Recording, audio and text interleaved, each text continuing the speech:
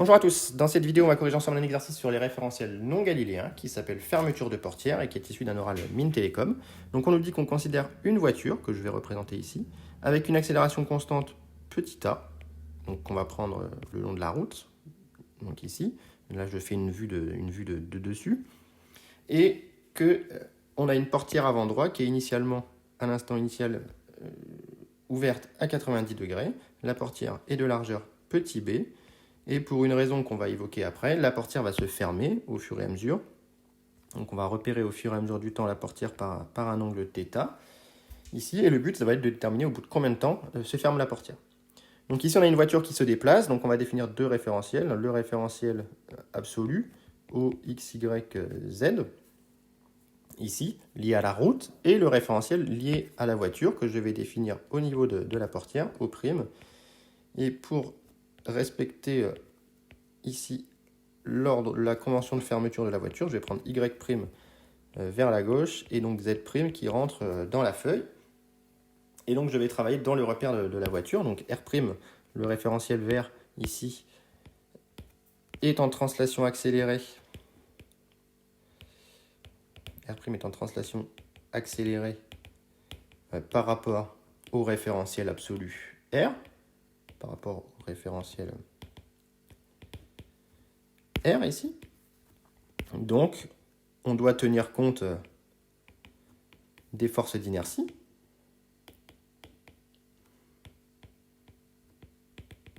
Et je vous rappelle que les forces d'inertie dans le cas de la translation sont F IC, la force d'inertie de Coriolis, égale 0, et F IE égale moins MAE égale ici moins MA, tout simplement. Où M est la masse de la portière.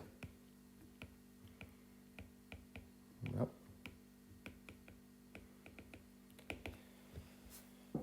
Très bien. Et donc ensuite, on va appliquer à la portière, donc système c'est la portière, dans le référentiel R', on va appliquer une loi du moment cinétique par rapport à l'axe delta qui va être l'axe porté comme Z' rentrant dans la feuille. Donc voilà, loi du moment cinétique.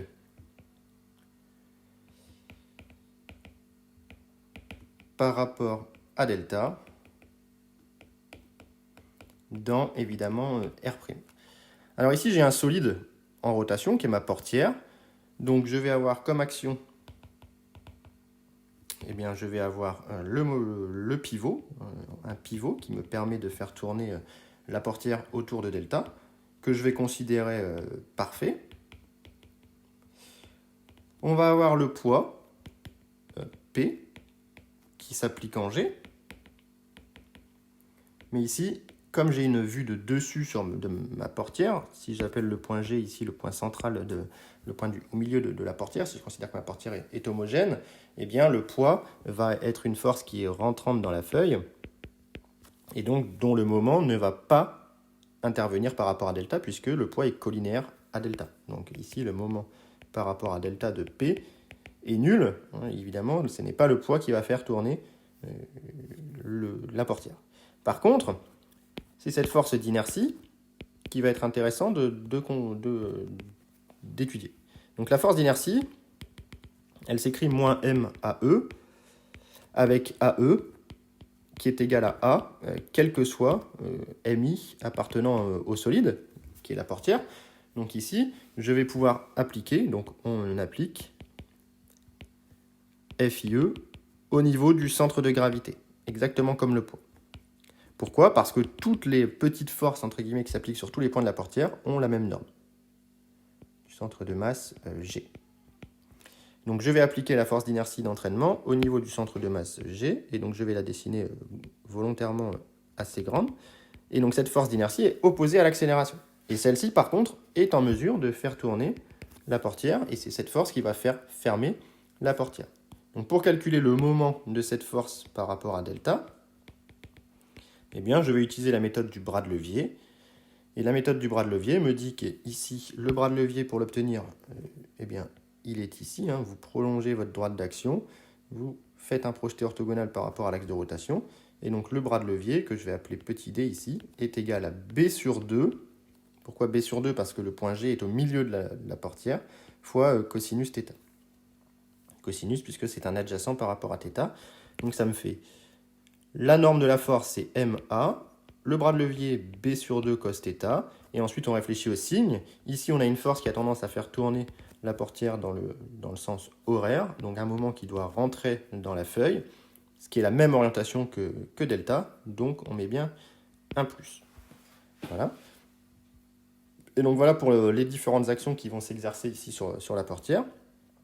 Et enfin, dans R', le moment cinétique, L delta de la portière, eh bien c'est J delta fois θ point, la vitesse angulaire relative dans R' qui est θ point. Et donc ça c'est 1/3 de mb carré θ point, d'après l'énoncé.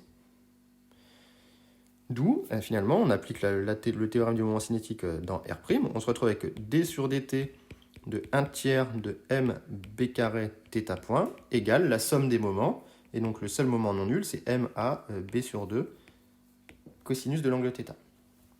On y est presque, on a donc 1/3 de mb carré θ point est égal à ma b sur 2 cosinus de l'angle θ, et là on peut peut-être simplifier une masse et une largeur de portière, de telle sorte à obtenir que 1/3 de θ point fois b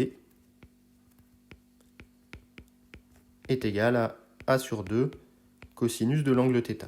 Bon, ça c'est la première étape du problème, obtenir l'équation du mouvement sur θ, c'est pas forcément évident. Et une fois qu'on en est là, on nous demande le temps que va mettre la portière à se fermer. Donc soit je sais résoudre cette équation, j'obtiens θ de t, je regarde combien de temps θ vaut pi sur 2, chose que je ne sais pas faire ici à cause de la non-linéarité du cosinus, soit j'essaye directement de primitiver cela, et il faut se rappeler l'astuce, on multiplie par θ point,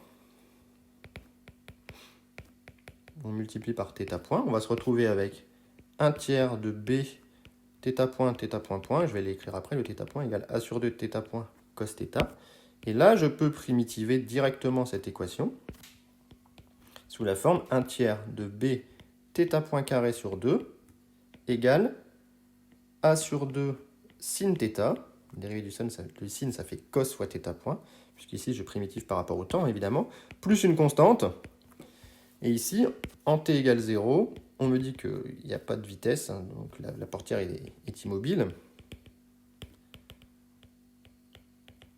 Donc on n'a que θ point égale 0 et θ égale 0, si bien que la constante ici doit être nulle. Bon, bah c'est pas mal. Pourquoi c'est pas mal? Parce que maintenant j'ai θ point. J'en déduis θ point en prenant la racine carrée. θ point ça fait 3a sur b, sinus θ, et je prends la racine carrée. Oui, mais j'ai toujours pas le temps que met la portière à se fermer. Et là, on va utiliser une astuce, qui est une astuce de calcul différentiel, qui est que θ point, c'est dθ sur dt. Et maintenant, je vais être capable, je vais séparer un petit peu les deux, racine de sin θ, je vais pouvoir séparer mes variables sous la forme dt égale racine de b sur 3a, attention, j'inverse la racine, dθ sur racine de sin θ. Et là, pour obtenir le temps de fermeture, eh bien, le temps de fermeture, c'est simplement l'intégrale de dt entre θ égale 0 et θ égale pi sur 2. Donc là, j'obtiens que le temps de fermeture, tf, égale racine de b sur 3a, intégrale entre 0 et pi sur 2 de dθ sur racine de sin θ. Voilà. Donc la seule chose qui me reste à faire, c'est de savoir calculer cette intégrale, le dθ sur racine de sin θ, et pour cela, je vais utiliser une intégrale numérique, ici. Donc l'idée, c'est de calculer l'aire sous la courbe, tout simplement. C'est la définition de l'intégrale. Donc quand vous avez une fonction quelconque, ici f de x, x, je ne raisonne pas en θ, mais en f de x pour présenter le principe. Voilà, vous avez une fonction quelconque. Et bien pour calculer l'intégrale, vous découpez en petits intervalles de petit h, par exemple, et vous allez considérer que la fonction est constante sur chacun des paliers, et vous prenez comme valeur de la fonction sur chacun des paliers, soit la valeur à gauche de l'intervalle, ce qu'on appelle les rectangles à gauche, soit la valeur à droite de l'intervalle. Alors ici, petite subtilité, comme je dois évaluer la fonction en 0, si je prends l'intervalle à gauche, je vais me retrouver devoir calculer dθ sur racine de sin 0, ce qui n'est pas défini. Donc ici, je vais plutôt prendre comme valeur de la fonction à chaque fois la valeur qu'elle a à droite sur son intervalle. Donc je vais couper de cette manière. Voilà, je ne vais pas le faire jusqu'au bout, mais je coupe avec des petits pas et je prends comme valeur à chaque fois la valeur de la fonction à droite de l'intervalle, puis je somme tous les rectangles ainsi définis, ce qu'on appelle une méthode des rectangles. Et de cette manière, je suis capable de calculer l'intégrale ainsi définie. Donc moi j'ai fait ça en Python, ici. Donc j'ai importé pi, racine carrée et sinus. J'ai défini une fonction s qui va calculer, qui va contenir ici justement cette intégrale de dθ sur racine de sin θ, entre 0 et pi sur 2. Et vous voyez, j'ai pris un dθ ici, ce que j'appelle dθ, c'est le pas. J'ai pris 10-4. Et j'ai dit que tant que θ était plus petit que pi sur 2, eh bien je sommais chacune des aires des rectangles. Et les aires des rectangles, c'est quoi? Eh bien, entre i et i plus 1, c'est dθ fois la fonction évaluée sur la borne de droite, c'est-à-dire 1 sur racine de sin θ en θ plus dθ. Voilà. Et j'incrémente mon θ à chaque fois.